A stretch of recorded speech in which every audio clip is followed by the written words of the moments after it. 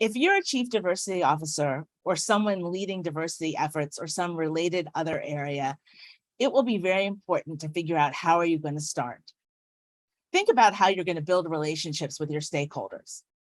Before you draw firm conclusions about the organization's diversity, equity, inclusion, and belonging profile, be sure to seek input from representatives of all organization stakeholders, especially those who will shape your scope of work.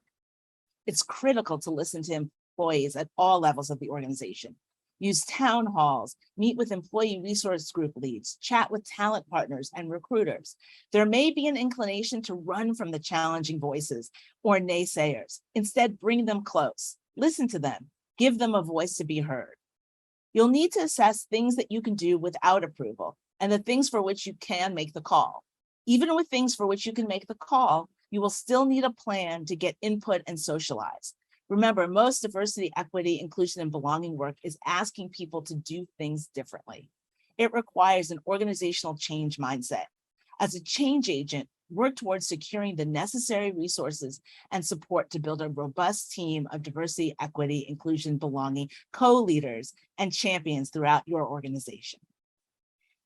Now, fortunately, when you think about your work through the lens of a change agent, you can also access and utilize a number of the tools that have been developed to advance other change efforts and initiatives within your organization and within your field.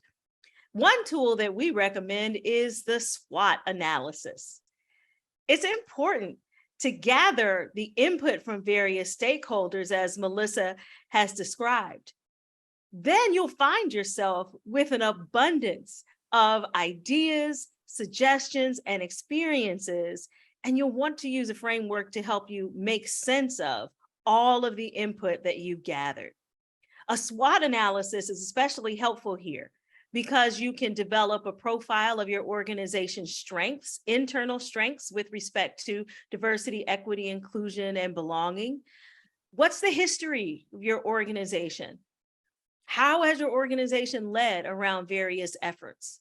Have there been small experiments or different trials that have been successful and that lend insight about strengths upon which you might be able to build?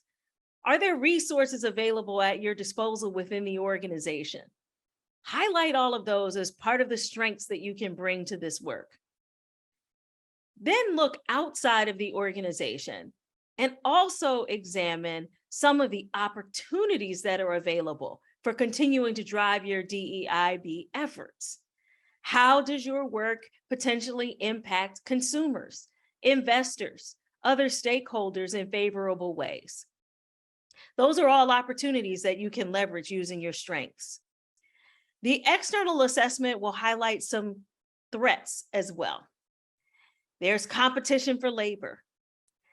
There's a global pandemic. There are geopolitical dynamics.